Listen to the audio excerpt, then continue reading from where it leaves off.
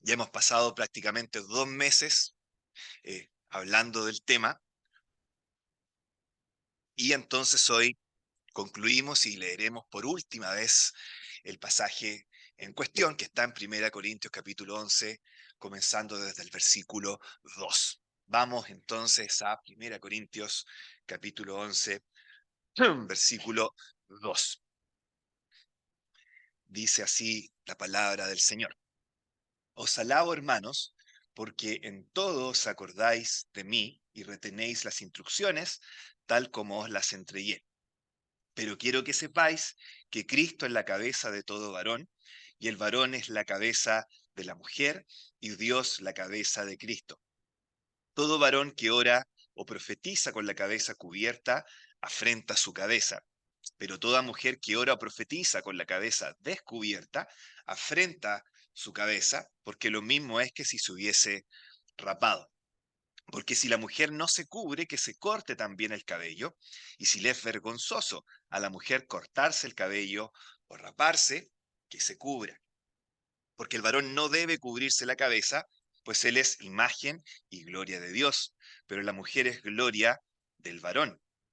Porque el varón no procede de la mujer, sino la mujer del varón, y tampoco el varón fue creado por causa de la mujer, sino la mujer por causa del varón.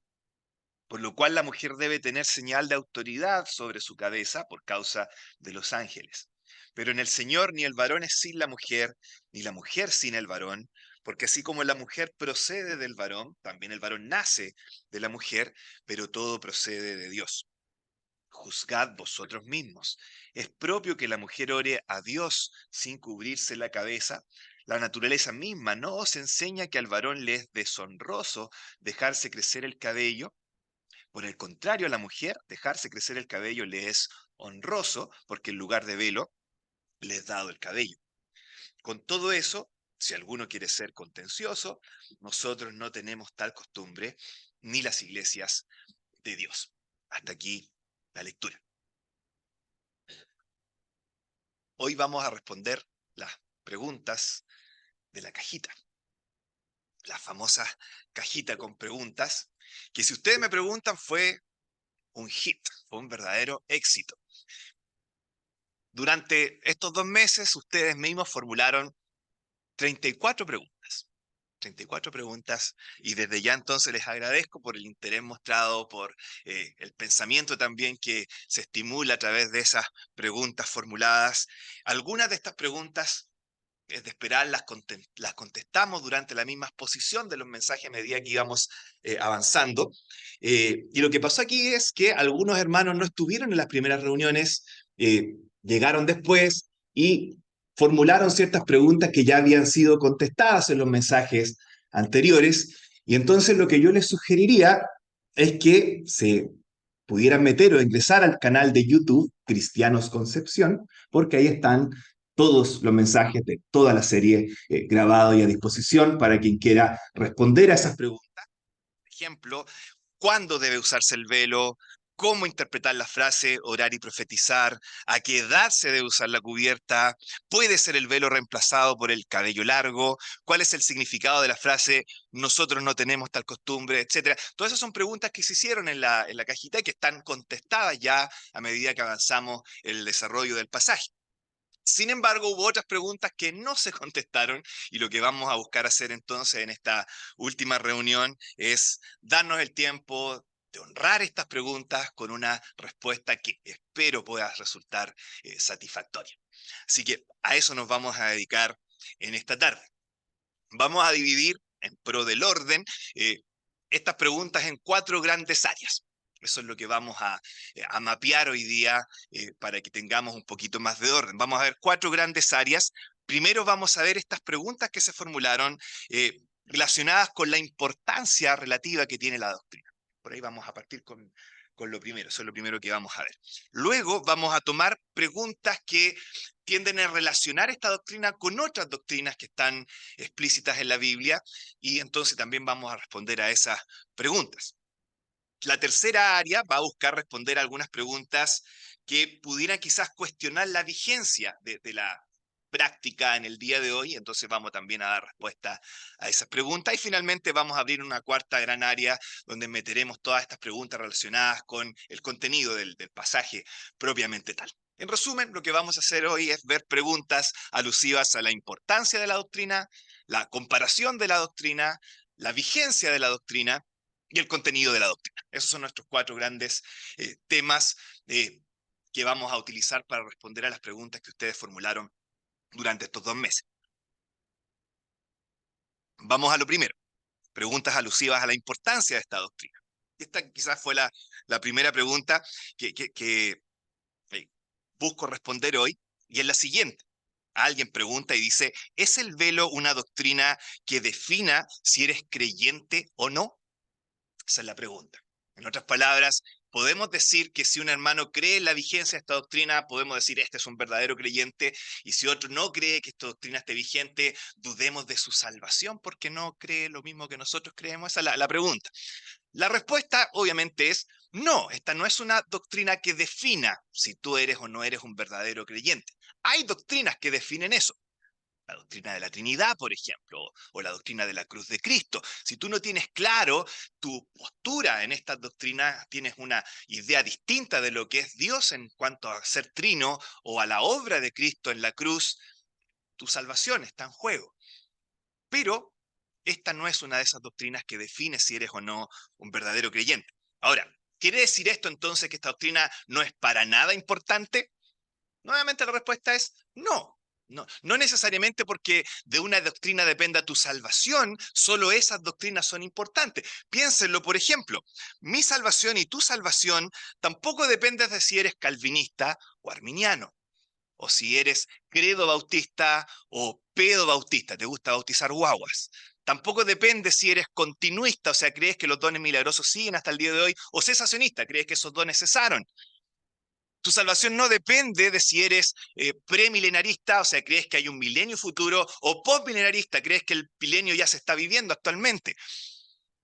Tu salvación ni siquiera depende de si crees que la salvación se guarda para siempre o de si crees que la salvación se pierde. Y sin embargo, son doctrinas muy importantes.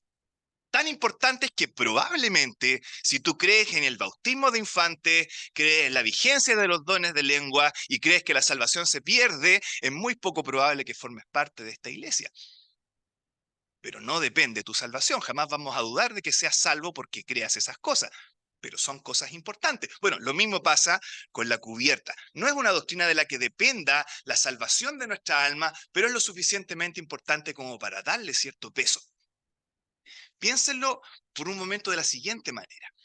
Nuestra vida como creyentes pudiera resumirse en su propósito como buscar glorificar a Cristo, ¿verdad? Nuestra vida busca dar gloria a Dios. Eso es todo lo que buscamos hacer, sea lo que sea que hagamos, dice Pablo en este mismo libro, hacedlo todo para la gloria de Dios. Buscamos glorificar a Cristo con todo lo que hagamos. Por lo tanto, si hay algo que nosotros hacemos o dejemos de hacer que deshonre a Cristo, claramente es algo importante que tenemos que tener cuidado con eso, ¿verdad? Fíjense lo que dice el versículo 4 que acabamos de leer. Este versículo nos está diciendo que desobedecer a esta doctrina, no considerar este mandamiento, deshonra a Cristo. Afrentas tu cabeza al no obedecer este mandamiento, y la cabeza en ese punto es Cristo. Por lo tanto, una doctrina de la cual depende que tú glorifiques o deshonres a Cristo, no sé ustedes, pero yo creo que es algo importante. Y eso es entonces lo que tenemos que considerar al momento de darle importancia o no a esta doctrina. ¿Es algo importante? Sí, quizás no dependa de nuestra salvación, pero sí depende de ella lo que hacemos en cuanto a honrar o deshonrar a nuestro propio Señor. Así que es algo que es suficientemente importante como para considerarlo. Eso es lo que podemos responder a esta primera pregunta. Segunda pregunta relacionada con lo mismo. Dice, ¿debiéramos darle tanta importancia a una doctrina que es enseñada solo en una parte de las Escrituras y nunca más se repite? Pregunta. Solo se menciona una vez, no se vuelve a mencionar más. ¿Es necesario darle 2 meses de una y otra vez a algo como esto que solo aparece una vez en las Escrituras? Esa es la pregunta y es genuina y hay que responderla. Bueno, en primer lugar, si los cristianos nos detuviéramos a considerar todas las ideas y doctrinas que creemos que solo se encuentran una vez en la Biblia, esta pregunta, la verdad, perdería toda validez. Ejemplos. La historia de Babel solo aparece una vez en la Biblia y todos creemos al menos de que es algo real. Los requisitos de los diáconos solo aparecen una vez en las Escrituras y no los consideramos poco importantes por eso. Los consideramos como vigentes, necesarios y actuales. 1 Timoteo 5:8 es el único pasaje que enseña directamente al cristiano a proveer para su familia. Y no lo consideramos poco importante porque solo se nos mencione una vez. Mateo 28 es el único capítulo que nos manda a bautizar en el nombre del Padre, del Hijo y del Espíritu Santo. Y aun siendo un solo versículo, lo consideramos como normativo para todos nuestros bautismos. No es poco importante porque solo aparezca una sola vez. El milenio solo es mencionado una sola vez, Apocalipsis 20, y aún así creemos que hay un milenio. No nos vamos a poner a discutir de que es algo poco importante porque solo aparezca una sola vez en la Biblia. ¿Se fijan? Hay muchas cosas que solo aparecen una vez en la Biblia y no le restamos importancia porque solo aparezcan una vez. No tenemos por qué hacer lo mismo entonces con este pasaje. No es una buena argumentación decir que porque un pasaje solo aparece una sola vez es poco importante. Lo segundo, aparece una sola vez, pero durante 15 versículos. Y eso es algo que igual tenemos que considerar.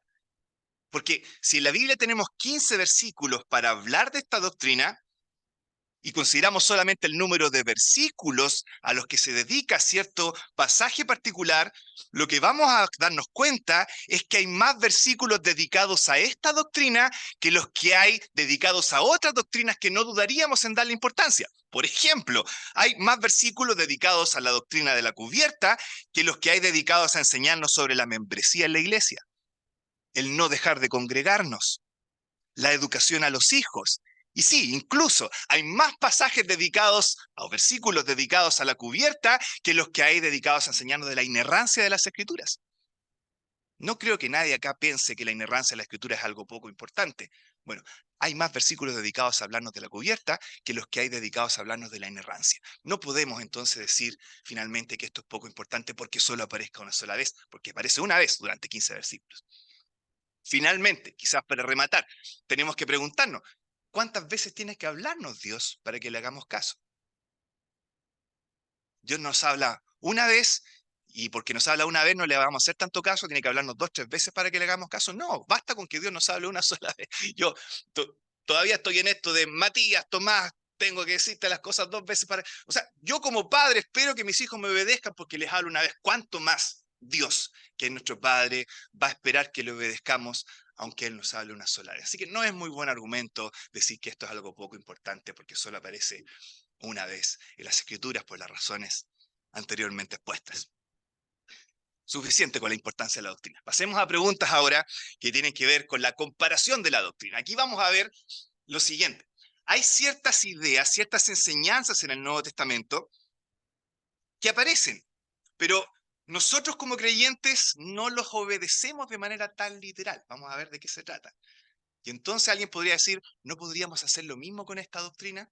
Si ocupamos otros mandamientos, no los obedecemos de manera tan literal, que somos tan literalistas con esta doctrina específica. Vamos a ver de qué se trata.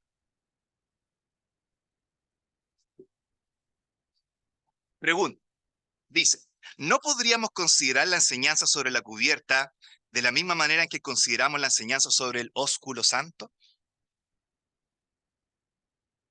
Efectivamente, 5 veces, por lo menos en la Escritura, se nos llama a saludarnos con un ósculo santo y sin embargo, yo creo que nadie de nosotros acá va a considerar un artículo doctrinal andarle dando un beso a cada hermano con el que se encuentra, porque doctrinalmente tiene que ser así, ¿verdad? Todos entendemos que esto de que saludémonos mutuamente con ósculo santo tiene que ver con la calidez, con el afecto y con la santidad que debe haber en un saludo, pero no insistimos en el beso en sí.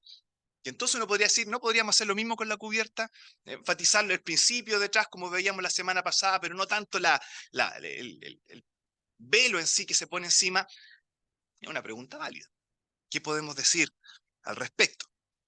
Quizás la respuesta más fundamental acá es que cada vez que se habla de saludarnos con ósculo santo, no se nos entrega en ningún momento un desarrollo de por qué tenemos que hacerlo como se hace con la cubierta. Probablemente si Pablo hubiera dedicado 15 versículos a explicarnos qué es el ósculo santo, qué es lo que representa, qué verdades teológicas extraemos de él y cómo esto simboliza algo más profundo, claramente tendríamos que obedecerlo. Nos gusta o no nos gusta darnos besos, le incomoda o no le incomoda a nuestra cultura ese tipo de saludos, tendríamos que hacerlo, porque Pablo nos está dando un símbolo con razones teológicas detrás. Pero eso no es lo que tenemos con respecto al ósculo santo. Simplemente aparece así al pasar. Y entonces no podemos comparar una cosa con la otra. Pablo no le otorga ningún significado teológico al ósculo en sí, y por lo tanto no se trata de un símbolo como sí lo es la cubierta. Por lo tanto, compararla sería comparar peras con manzanas. Estamos hablando de cosas completamente diferentes y es por eso entonces que podemos tener cierta postura con respecto a saludarnos con un ósculo santo que es distinta a la que tenemos cuando enfatizamos que en la congregación el hombre debe tener su cabeza descubierta y la dama debe tener su cabeza cubierta. Esa es la respuesta que quizás pudiéramos dar a esa pregunta. Otra pregunta relacionada con lo anterior. ¿No podría descartarse el uso de la cubierta, así como descartamos el lavado de pies? Otra doctrina que parece que no la tomamos de manera tan literal, ¿verdad? El Señor dice después de todo en el aposento alto, después de lavar los pies a sus discípulos, ejemplo os he dado para que como yo os he hecho, vosotros también hagáis. Sin embargo, yo creo que cada uno de nosotros que ha pasado un rato acá en esta congregación tiene claro que no nos juntamos cada primer día de la semana, nos sacamos los zapatitos, tomamos un balde con agua y nos empezamos a lavar los pies unos a otros. En otras congregaciones se hace, ¿ah? No es algo que no se haga. El mundo católico, de hecho, lo hacen ciertos día de Semana Santa, si no me equivoco, donde el Papa lava los pies. Es algo que se practica y la pregunta entonces, si nosotros como creyentes no creemos que esto se deba practicar en un contexto de iglesia local, ¿por qué sí tomamos la cubierta pero no tomamos el otro mandamiento? Quizá uno podría irse con la parte de que una cosa es cultural, como el lavado de pie, que era abiertamente cultural, pero que el velo, como vimos hace un par de semanas atrás, no es algo cultural, es algo que va completamente distinto a la práctica cultural de ese tiempo, pero probablemente sería un poco más enredado. Yo creo que la respuesta más simple es aclarar algo. Y es aclarar que contrario a lo que comúnmente creemos, el mandato a lavar los pies no es algo que está abrogado, es algo que está vigente. No tenemos ni una razón y no tenemos ni un motivo para decir que ese no es un mandato para nosotros en el día de hoy. ¿Saben dónde está la diferencia? Es en dónde lo practicamos. Cuando tú lees el resto del Nuevo Testamento, el modelo bíblico de lavar los pies no es en el contexto de la iglesia local, así como celebramos la cena o el bautismo o la doctrina de la cubierta. El contexto del lavado de pies es en la privacidad del hogar de cada uno, donde puede darse como un servicio hospitalario perfectamente, en algún caso si se diera la oportunidad. Y si se diera la oportunidad de que necesitara por algo ese motivo yo lavarle los pies a un hermano, perfecto, tengo la oportunidad de expresar un servicio como el Señor también me mandó a hacer cuando le lavó los pies a sus discípulos. ¿En dónde me baso para decirles esto? 1 Timoteo 5:10. Ahí está la razón. Ahí está la práctica del lavado de pies de acuerdo al modelo del Nuevo Testamento. ¿Qué es lo que muestra Pablo en 1 Timoteo 5:10? Ahí Pablo está enlistando los requisitos que debía cumplir una viuda para ser incluida en la lista de las personas sustentadas económicamente por la iglesia. Y el versículo 10 está hablando de buenas obras y entre medio en esta lista de buenas obras se encuentra lo siguiente: haber practicado la hospitalidad, haber lavado los pies de los santos, ahí está, y haber socorrido a los afligidos. ¿Qué es lo que podemos deducir de este versículo? Lo primero, que el lavado de pies no era una práctica común para todos los creyentes en una iglesia local, porque si no, no sería un requisito para las viudas.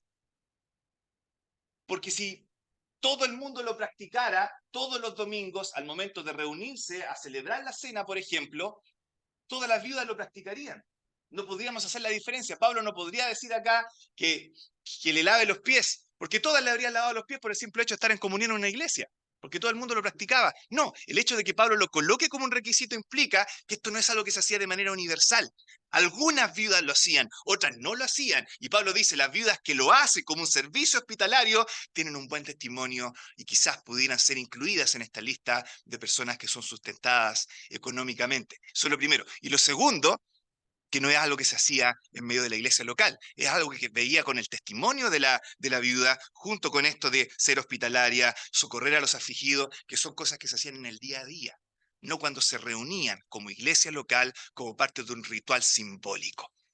Entonces, en resumen, si hablamos de la práctica del lavado de pie, la respuesta que tenemos que decir es: no, no es algo que se haya abrogado y por lo tanto no podemos decir que vamos a eliminar el velo así como eliminamos el lavado de pie. El lavado de pie sigue vigente. El punto es dónde, cuándo y cómo. En el hogar, como parte de un servicio hospitalario, cuando se tenga la oportunidad y la necesidad. De repente uno se pone a pensar, claro, actualmente no hay personas caminando con chala que tengan los pies todos llenos de barro, que sea necesario limpiarlos cuando llegue a mi casa.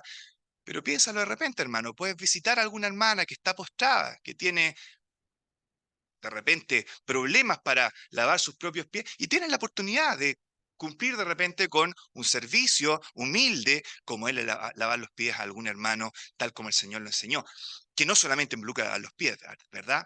Todos podemos decir que es eso más, algo más, es todo tipo de servicio humilde que podamos hacer por nuestros hermanos en el contexto de nuestra vida cristiana habitual, no de cuando nos reunimos como iglesia, que es lo que tiene que ver precisamente la cubierta. Así que nuevamente, son cosas distintas, practicadas en contextos distintos, pero si uno no se descarta, el otro no tiene por qué hacerlo.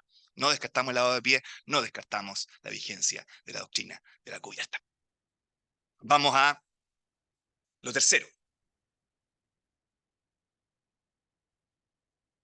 Hablamos de la importancia de la doctrina, hablamos de la comparación de la doctrina con otras cosas. Vamos a ver ahora algo con respecto a la vigencia de esta doctrina.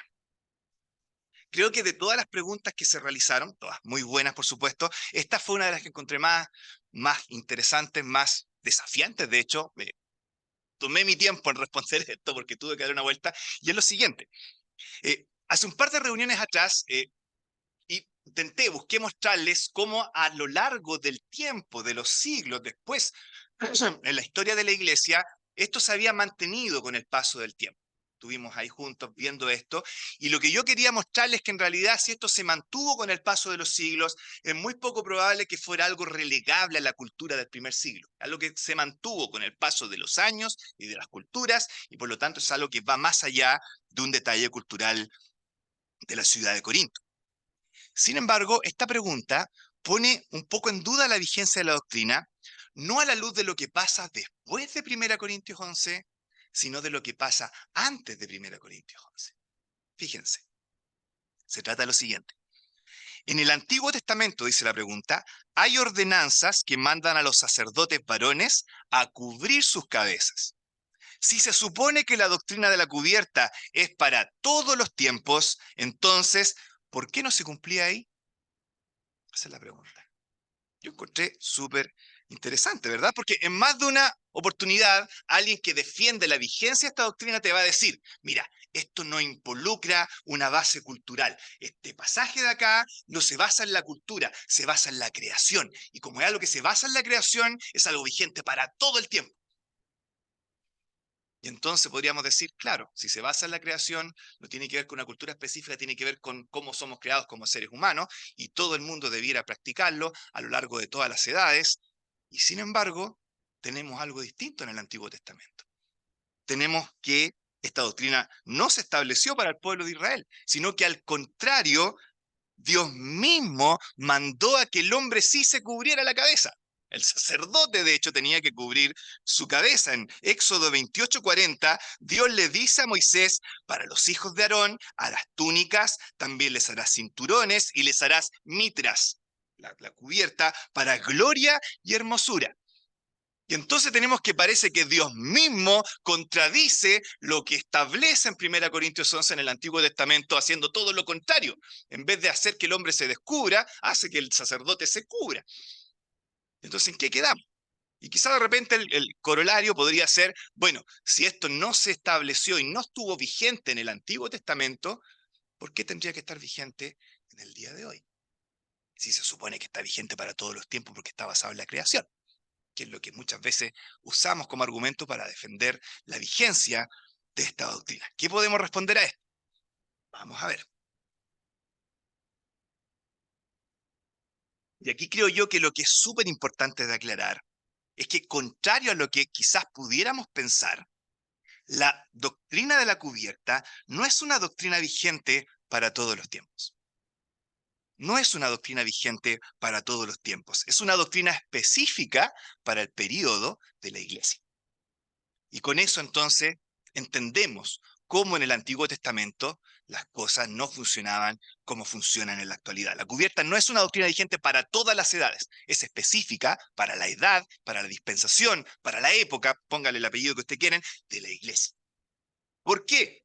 Por su principio teológico. Versículo 3. Esta doctrina necesita de la presencia del Cristo encarnado para poder funcionar. Si ustedes recuerdan en las primeras reuniones, comentábamos que esta frase, la cabeza del Cristo es Dios, es una referencia específica al Cristo encarnado. En el Antiguo Testamento no tenemos al Cristo encarnado, por lo tanto el principio teológico solo puede ser completado en el momento en que hay un Cristo que toma un cuerpo y que entonces puede tener a Dios como cabeza y exhibir la gloria del invisible de manera visible. Antes no se puede, porque el principio teológico no está completado. De ahí la importancia entonces de entender que en el versículo 3, cuando se nos dice la cabeza de Cristo es Dios, es una referencia al Cristo encarnado, no a la segunda persona de la Trinidad. Por eso que el versículo no dice la cabeza del Hijo es el Padre, dice la cabeza del Cristo, el ungido, el Mesías, es Dios. Y solo cuando eso se produce, solo cuando se lleva a cabo el cumplimiento del tiempo, Cristo toma forma de hombre, viene a este mundo, Él es la imagen visible del Dios invisible, Él refleja la gloria del Dios invisible. Entonces ahí recién se completa el principio teológico y se puede llevar a cabo esta doctrina. Por eso que es exclusiva para el periodo de la iglesia. Es algo similar a lo que pasa con la cena, ¿verdad? Ustedes no van al Antiguo Testamento y se encuentran con Adán y Eva celebrando la cena del Señor. No ven a Moisés partiendo el pan y repartiendo la copa. No se van a encontrar con Elías corriendo para llegar a tiempo a celebrar la cena en la mañana el domingo. No, porque es algo que está destinado específicamente para el periodo de la iglesia. Es algo que se inauguró por el Señor mismo y va a estar vigente desde que se inicia la iglesia hasta que el Señor venga y luego va a dejar de estar vigente. Lo mismo con la cubierta. Se inicia en el momento en el que Cristo es encarnado y se forma la iglesia y va a estar vigente hasta que el Señor venga. Por eso que tú no vas a ver a Eva con una cubierta si tuvieras que pintar en algún lado. No tiene sentido. Esto es algo específico para el periodo de la iglesia. Y entonces, de esta manera, podemos dar respuesta a esta pregunta. ¿Cómo es posible que en el Antiguo Testamento se pudiera hablar de que el sacerdote debiera cubrirse cuando se supone que esto es vigente para todos los tiempos? La respuesta no es vigente para todos los tiempos, es algo específico para el periodo de la iglesia. Desde que el Señor funda la iglesia hasta que Él venga, no más, pero tampoco menos. Resulta que el Señor todavía no ha venido. Todavía estamos en el periodo de la iglesia y por lo tanto, durante 2000 años, esto sigue estando vigente. Hasta el día de hoy y hasta que el Señor venga. Esto, por supuesto, ayuda a responder otras preguntas que se formularon también en una línea similar. Por ejemplo, alguien preguntó si en el Antiguo Testamento hay mención o testimonio del uso del velo. La respuesta es que no directamente. Quizás pudiéramos aludir al ejemplo de los ángeles, lo hablamos en su momento, pudiera haber ahí una referencia, pero no hay más. Algunos aluden a Rebeca, por ejemplo, cubriéndose cuando iba a llegar Isaac, o a Tamar cubriéndose cuando estaba delante de Judá,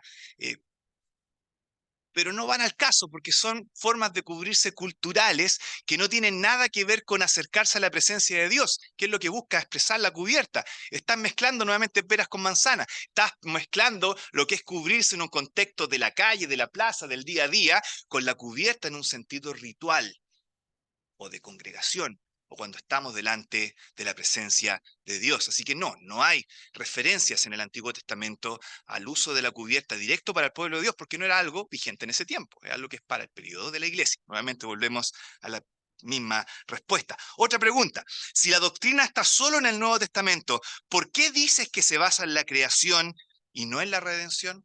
Esa es la pregunta que hizo un hermano o una hermana. Y la respuesta es que, efectivamente, cuando se trata de nosotros, la base está en la creación. Eso es lo que dice el versículo 7. Dice que el varón no debe cubrirse porque es creado a imagen y gloria de Dios, y por otro lado la mujer se cubre porque es creada como gloria del varón. Hay creación al respecto, hay una alusión a la creación, pero cuando se trata de la persona a la que glorificamos, a Cristo en sí, tenemos que esperar por el evento histórico en el que Cristo sea enviado al mundo y se pueda decir Dios es la cabeza de Cristo. Antes de eso, no podemos formular ni un simbolismo si el principio no está completo. Por lo tanto, nuevamente volvemos a la misma respuesta. Se basa en la creación, sí, pero entra en vigencia en el periodo de la redención, o sea, el periodo de la iglesia. Otra pregunta, tenía conexión con lo mismo, es, ¿por qué entonces los varones judíos se cubren usando la kipá? Me podría decir, mira, ahí tienes un hombre que está haciendo todo lo contrario y pareciera ser que también están tratando de obedecer las escrituras. ¿Por qué usan la kipá?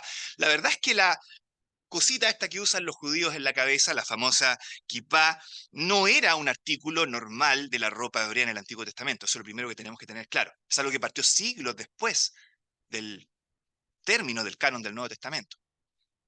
En otras palabras, Moisés no usaba una kipá. Elías no usaba una kipá, Amós no usaba kipá. No, es un artículo que se empezó a usar siglos después de que terminó de elaborarse el Antiguo y el Nuevo Testamento. Y en su momento comenzó a usarse, se decía como una señal de respeto ante la presencia de Dios. Y si probablemente le preguntas a algún judío ortodoxo en el día de hoy, te va a dar esa respuesta. Es como una señal de respeto por la presencia de Dios. Ahora, ¿se encuentra su uso basado en las Escrituras? Probablemente no, porque no se usó a la luz de lo que el Antiguo Testamento decía en el tiempo donde el Antiguo Testamento fue completado. Jesús no usó una equipa. Los discípulos no usaron una equipa y tenían el Antiguo Testamento completamente a su disposición. Es algo que empezó a usarse después, por otras razones. Tiene que ver, a lo mejor uno podría decir, con este mandato de Dios a Moisés de que tenían que usar una mitra y esto sería como la especie de mitra actual de los judíos. La respuesta nuevamente es que es poco probable que sea así, porque ese mandato es exclusivo para los sacerdotes y los judíos, a diferencia de nosotros, no creen en la universalidad del sacerdocio. Nosotros como protestantes creemos en el sacerdocio de todos los creyentes. Todos somos sacerdotes. Los judíos no creen en el sacerdocio de todos los judíos. Hay una casta que es la casta sacerdotal. De hecho, tiene un apellido incluso actualmente que se mantiene, el apellido Cohen. Si ustedes ven a alguien de apellido Cohen, es probablemente alguien de la tribu de Leví que está ahí preparado para poder estar como sacerdote en el templo. Entonces probablemente no tenga mucho que ver con ese mandato también del Éxodo, porque eso era para los sacerdotes y los judíos todos la usan y no todos creen ser sacerdotes. ¿Tiene que ver con 1 Corintios 11 finalmente?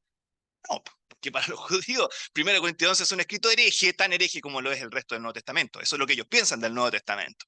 De hecho, algunos decían que, por ahí lo leí, que los judíos empezaron a usar esta kipá como una especie de rebeldía en contra del mandato de 1 Corintios 11.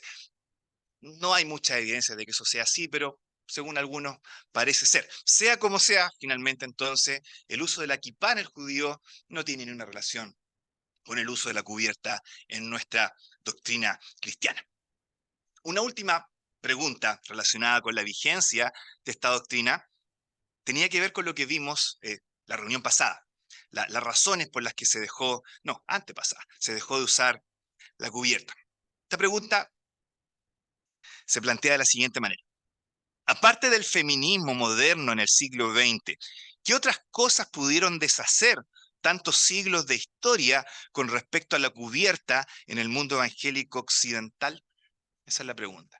Yo les mencionaba hace un par de reuniones atrás que habían ciertos datos que mostraban cómo el feminismo había tenido cierto impacto en el siglo XX, pero la verdad es que no era algo que pareciera ser como la única razón. Y la pregunta dice, ¿hay algunas otras razones que pudieran ser de peso al respecto?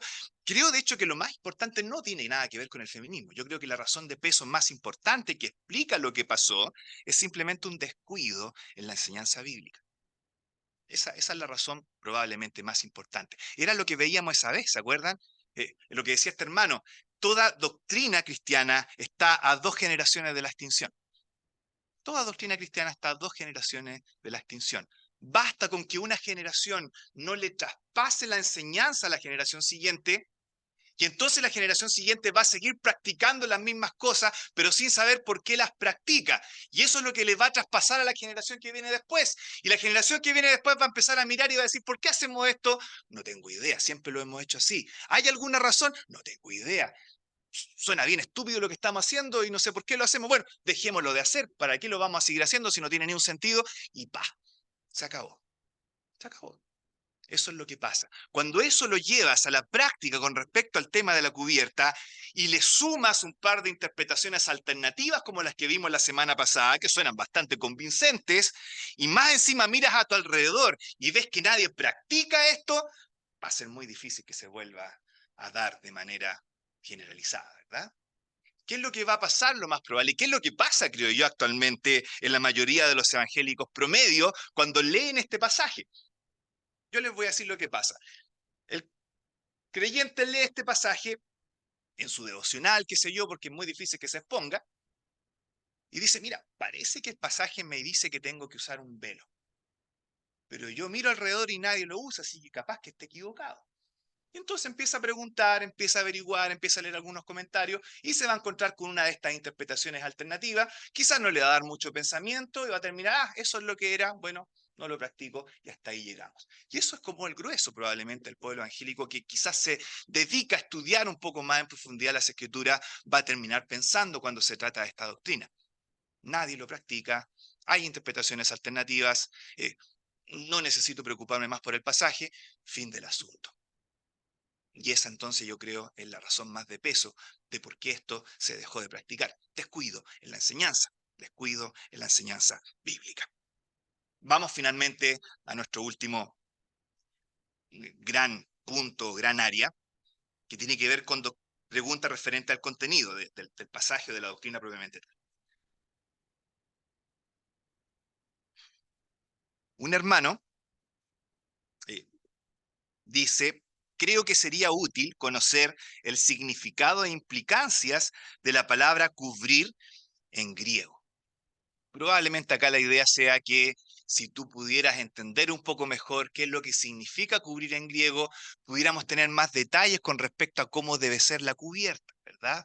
Si quizás el griego nos diera un poquito más de elementos al respecto, pudiéramos ser más específicos en cuanto a qué es lo que debe estar en la cabeza para cubrir lo que sabemos que se tiene que cubrir. Bueno, las palabras griegas usadas para cubrir o descubrir en este pasaje son los vocablos catacalupto y acatacalupto, respectivamente. Catacalupto, cubrir; acatacalupto, descubrir. Esas son las palabras que se utilizan una y otra vez en este versículo. Y si alguien quiere hilar un poco más fino en el mandamiento y acudir a la etimología de la palabra, de hecho algunos lo hacen y dicen, mira, catacalupto tiene que ver con algo que cae desde la cabeza hacia abajo. Está esa idea. Entonces, si catacalupto tiene que ver con eso, de aquí es donde viene el punto como más fino, el gorro, la boina o este sombrero con flores que utilizan nuestros hermanos anglosajones, no vale, no es correcto, porque no es algo que caiga desde la cabeza hacia abajo. Lo que vale es el velo, porque eso cae sí o sí de la cabeza hacia abajo. Lo otro no sirve como cubierta. Y hay algunos que se toman de esta palabra y te tiran el griego encima para poder justificar su mandato. Y tú quedas, pero me cito el griego, así que tengo que obedecer. Bueno, hay problemas con esa idea y son los siguientes. El primer problema es que catacalupto no siempre tiene que ver con algo que cae desde la cabeza hacia abajo, sino también puede tener que ver con algo que cae en la cabeza. Un hermano llamado Jeremy Howard dice, catacalupto puede implicar tanto algo que cae desde la cabeza como algo que cae en la cabeza. La etimología de la palabra cabe para las dos acepciones. Y por otro lado, en el versículo 10 se nos dice que la mujer debe tener señal de autoridad, la cubierta, sobre su cabeza, epitesquefales, sobre la cabeza. La idea acá es algo que está encima, no algo que está cayendo por los lados o que está cayendo hacia abajo. Así que perfectamente el versículo 10 puede decirnos que aquí basta algo que esté encima de la cabeza, no necesariamente algo que caiga hacia los lados. Por ende, volvemos a la misma conclusión que tuvimos en el tercer mensaje. El texto no es conclusivo. No es conclusivo respecto a qué es lo que debe ser específicamente y si tiene que caer o envolver. No. En muchos lados, la acepción de la palabra va a tener que ver simplemente con algo que está en la cabeza, no necesariamente que caiga hacia los lados, que baje desde la cabeza hacia el cuello, a donde sea que tenga. Donde tenemos que ser enfáticos es que tiene que estar en la cabeza. Eso lo vimos, ¿no es cierto? No podemos transar en eso. El símbolo está en la zona anatómica, que está por encima de nuestros hombros, la cabeza. Con respecto a qué es lo que debe estar ahí exclusivamente, el texto no es conclusivo y se nos permite ser mucho más flexibles al respecto. Esa es la respuesta con respecto a las palabras en griego que pudieran servirnos ahí para ver de qué se trata esta doctrina. Otra pregunta, a la luz de la enseñanza más bien de los versículos 13 al 15, dice lo siguiente. ¿Cómo entender que la naturaleza enseñe que al hombre le es deshonroso dejarse crecer el cabello cuando el pelo largo parece haber sido sinónimo de virilidad en bastantes culturas, babilonios, indígenas, vikingos y europeos? Ahí está la pregunta. Y creo que es una excelente pregunta, y quizás parte de la respuesta tiene que ver con lo que ya vimos durante las exposiciones, y es que esta idea de dejarse crecer el cabello en los versículos 14 y 15, más que ver específicamente con el largo en centímetros de la fibra de queratina, tiene que ver con cómo tú te preocupas y cultivas y desarrollas tu cabello de una forma puntual y específica. Y ahí entonces probablemente esté la respuesta, porque aún en las culturas donde los hombres efectivamente usaban el pelo más largo, de todas maneras tú tienes que las mujeres usaban también el pelo de una forma completamente distinta. Lo digo de otra manera. Aún en las culturas donde el hombre usa el pelo largo, sigue habiendo una manera viril de tener tu cabello y una manera femenina de tener tu cabello que es completamente distinta. El hombre quizá en el mundo mediterráneo del primer siglo usaría el cabello hasta los hombros. Los puritanos usaban el cabello hasta los hombros, para ellos era el cabello corto. Y ahí tienes a Jonathan Edwards, tienes a John Owen, tienes a un montón de grandes eminencias teológicas con su cabello hasta los hombros, pero la mujer lo usaba hasta la cintura. Entonces, igual había una diferencia entre la forma viril de usar el cabello y la forma femenina de usar el cabello. Lo que Pablo acá está abogando es cuando tú empiezas a preocuparte de tu cabello de una manera tal que empieza a parecer afeminado. Eso es deshonroso. Más que el largo en centímetros del cabello en sí. Entonces, quizás esa podría ser una respuesta a la pregunta de cómo explicas tú que hay culturas donde dejarse crecer el cabello unos centímetros más era sinónimo de virilidad. Perfectamente. Pero la mujer en esa misma cultura lo usaba mucho más largo incluso y muy distinto a como lo usaba el hombre. Había una diferencia entre la forma viril de usar el cabello y la forma femenina de usar el cabello. No se hacía mezcla y eso es lo que Pablo probablemente esté pensando acá. Sin embargo, hay otra respuesta que creo que es mucho más importante y es con respecto a qué es la naturaleza acá. Dijimos en su momento que aquí la naturaleza no tenía que ver con biología ni con cultura, sino con la ley que Dios pone en nuestro corazón y que se traduce en nuestra conciencia. ¿Por qué es importante esto? Porque Dios coloca cierta ley en nuestra naturaleza, pero esa ley perfectamente puede ser distorsionada por el pecado, de manera tal que tú puedes incluso nacer con ciertas inclinaciones que son contra naturaleza, como Dios la estableció en el principio en nuestro corazón, pero las tienes desde el nacimiento. Entonces pareciera ser lo más normal del mundo. Un ejemplo muy atingente a nuestra realidad actual. Si tú le preguntas a cualquier persona afuera por sus sentimientos afectuosos hacia otra persona de su mismo sexo, porque es homosexual o lesbiana, lo más probable es que esa persona te va a decir, pero si yo nací así, es parte de mi naturaleza, ¿verdad? Perfectamente. Y la Biblia incluso a esa persona le dice, lo que tú sientes es contra naturaleza. Romanos capítulo 1. ¿Por qué? Porque la ley natural que Dios pone en el corazón es la que establece lo que es natural. Pero nuestra naturaleza pecaminosa es perfectamente capaz de distorsionar eso que es natural y hacerte nacer con inclinaciones que son contra naturaleza, pero tú crees que son naturales porque naciste con ellas. Lo mismo puede pasar con algo un poquito menos quizá eh, dramático como el tema del cabello.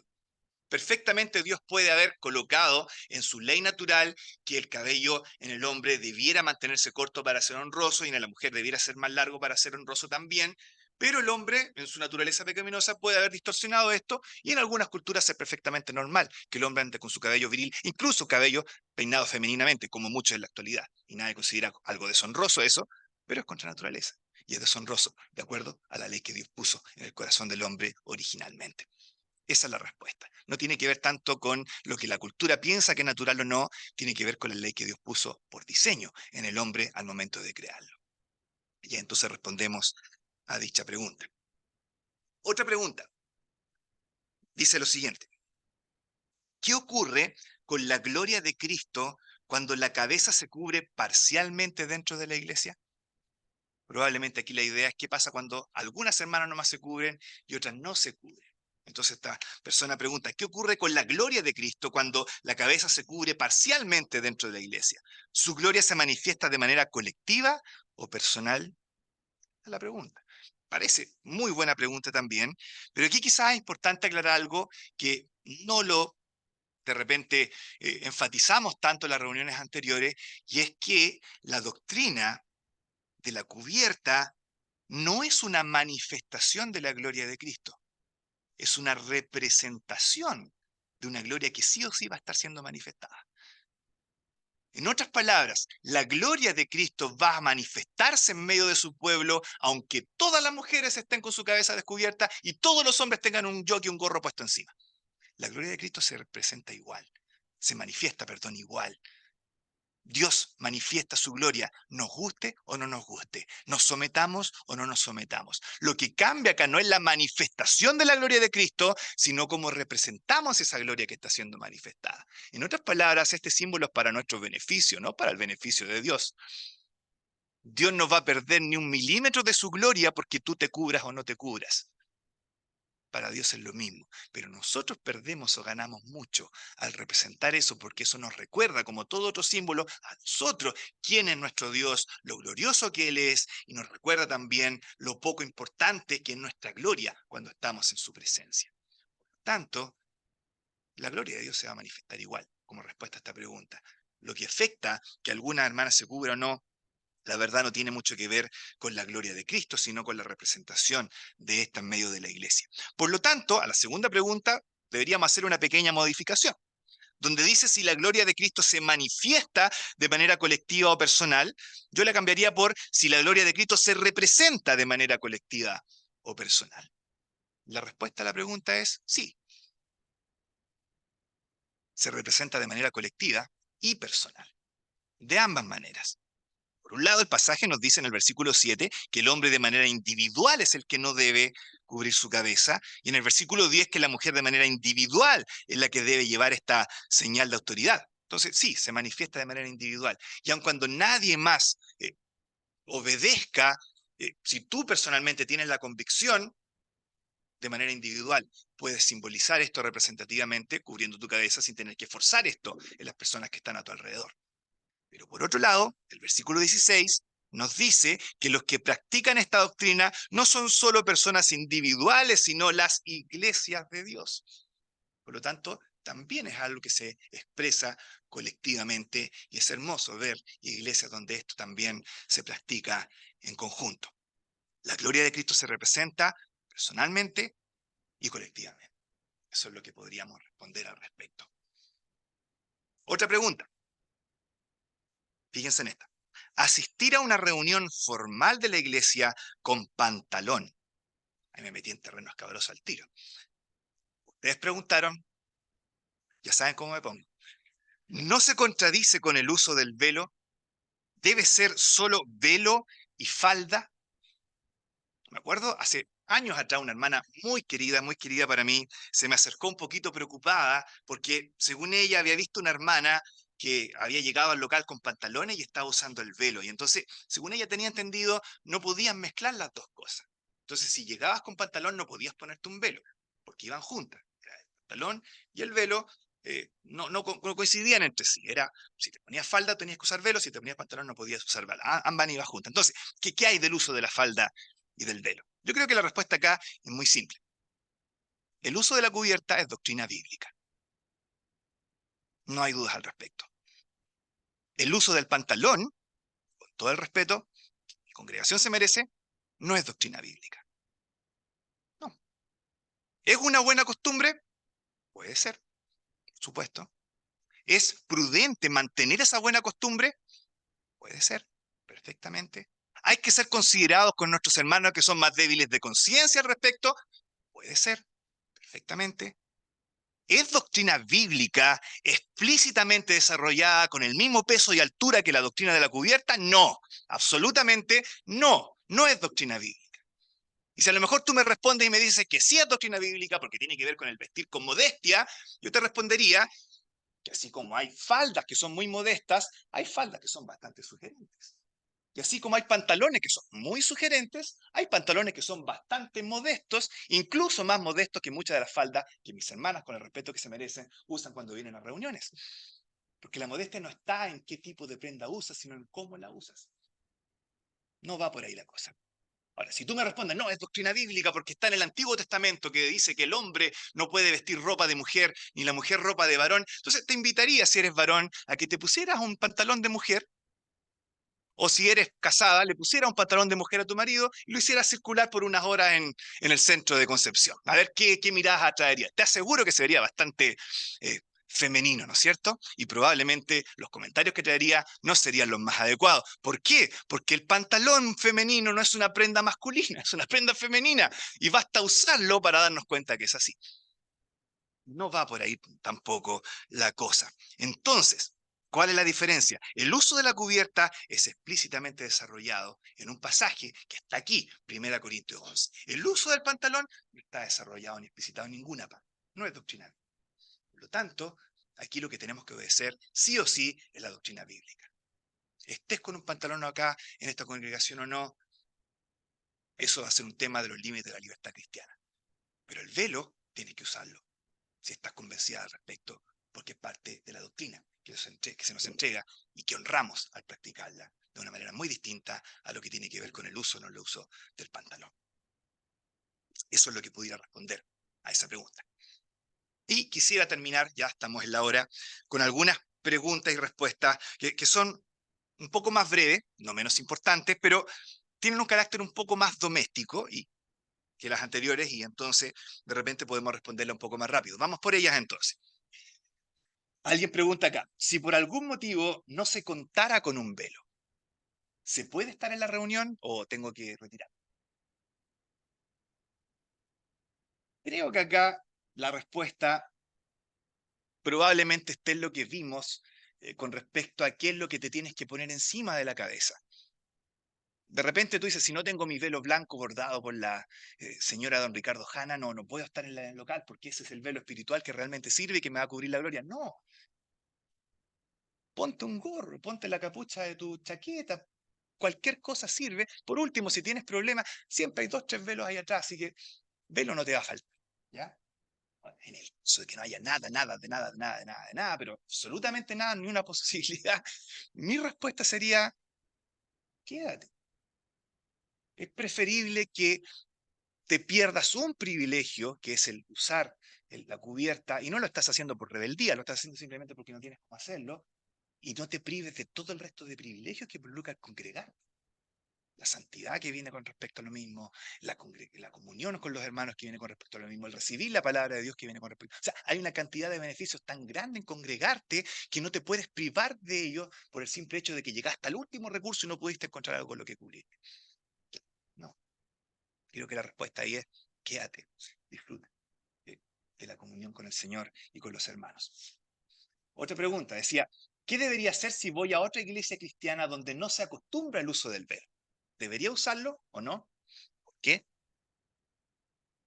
Y yo creo que si esta es tu convicción delante del Señor, úsalo. Tienes que usarlo. Quizás eso abra espacio para testimonio, para que otras personas te pregunten ciertas cosas y quizás sirva para también edificación en esa otra congregación. Ahora, si no quieres pasar por ostentosa, por usar un velo con bordados especiales, usa otra cosa. Usa algo un poco menos notorio, usa un gorro, usa la capucha de tu chaqueta, eh, hay un montón de cosas con las que te puedes cubrir y obedeces igual la convicción que tienes en tu corazón sin necesidad de que te miren como una persona ostentosa porque estás usando algo que llama más la atención a tu persona que a la gloria de Dios. Hay maneras y maneras, yo creo que aquí el sentido común se hace muy importante al momento de decidir qué es lo que vamos a hacer. Otra pregunta dice, al asistir sin mi esposo, ¿es necesario usar el velo o cubrirme la cabeza? Aquí la verdad, hermana, es que tu esposo no tiene nada que ver con esto, no tiene ninguna injerencia. No te preocupes por tu esposo. Tú no te cubres para tu esposo. No lo haces para él, lo haces para el Señor. No te cubres para someterte a tu esposo, te cubres para mostrar que Dios es el único que merece que su gloria brille en medio de la congregación. Así que no pienses en tu esposo. Es algo que es entre ti y el Señor. Otra pregunta, si no soy miembro de esta iglesia, ¿es necesario usar el velo o cubrirme la cabeza? La respuesta es que no es una obligación. En otras palabras, si no lo haces porque no tienes el convencimiento de hacerlo, eh, nadie te va a mirar feo ni te va a condenar porque no uses una cubierta. Pero por otro lado, si no eres miembro de esta iglesia y estás convencida de la doctrina de que quieres usarlo, puedes usarlo. Tampoco nadie te va a negar el uso del velo porque no eres miembro de esta iglesia. Respuesta a esa pregunta. Otra pregunta más. ¿Se debe cubrir solo la cabeza? ¿No sería bueno cubrir la cabeza y el rostro también como los musulmanes? Bueno, quizás, no. Eh, lo primero es que el pasaje no lo exige, ¿no es cierto? Entonces, incurrir en algo así sería incurrir en un legalismo y un legalismo bien imprudente, la verdad. No es algo que nos convendría hacer. Y por otro lado, tienes que pensar que la mujer musulmana se cubre por razones y en lugares completamente distintos a los que aparecen en 1 Corintios 11. Entonces, no mezclemos las cosas. No pienses que la razón por que la mujer musulmana se cubre es la misma por la que la Escritura nos dice que hay que cubrirse, ni tampoco que los lugares en los que la mujer musulmana se cubre son los mismos en los que la Escritura nos llama a cubrirnos a nosotros. Nuevamente, no mezclemos peras con manzanas, no va por ahí la cosa. Es otra la costumbre, es otra la práctica, es otra la doctrina cuando se trata del símbolo de la cubierta. Una última de estas preguntas. ¿En qué momento se debe quitar el velo de la cabeza? ¿Cuando termina la reunión? ¿Cuando terminan los avisos? ¿O al salir del local? La respuesta, muy bíblica, es cuando dejamos de estar reunidos para orar y profetizar. Eso es lo que vimos. Quizás la respuesta como más práctica a esto es más de tipo litúrgica, o sea, del orden de los tiempos en la reunión, que exegética, que del análisis del pasaje propiamente tal. Y quizás ahí pecamos un poquitito al decidir en qué momento se cierra la reunión. ¿Cuándo se cierra una reunión? Si ustedes me preguntan a mí, yo creo que la reunión se cierra cuando tú oras para cerrar la reunión, ¿cierto? Yo hago una oración final, no se cierra, y entonces la reunión se ha terminado. Eso quiere decir que ahí te puedes perfectamente sacar la cubierta con toda tranquilidad. No necesitas dejártela para los avisos que vienen después. No necesitas dejártela para las conversaciones que vienen después entre hermanos, ni tampoco en tu camino a la casa hasta que coloques tu pijama. No. Ahí se acaba la reunión y en ese momento perfectamente puedes prescindir de la cubierta, bíblicamente hablando. Esa es mi convicción a la luz de lo que yo veo en el pasaje. Si tu convicción, hermana, es distinta, hazlo. Sí, aquí es mucho de convicción personal, pero si es tu convicción, ojo ahí, no lo fuerces en otros, porque no es la Biblia, tu convicción. Y eso entonces sería la última pregunta. Concluyamos entonces, terminamos con esta serie de reuniones. La idea durante estos martes fue mostrar precisamente eh, cómo funcionaba el argumento del pasaje, cómo esto nos enseñaba a nosotros de qué se trata la doctrina. Vimos aparte también cómo esto se había mantenido persistentemente a lo largo de la historia de la iglesia hasta hace muy poco tiempo. Vimos también que habían otras formas de interpretar el texto.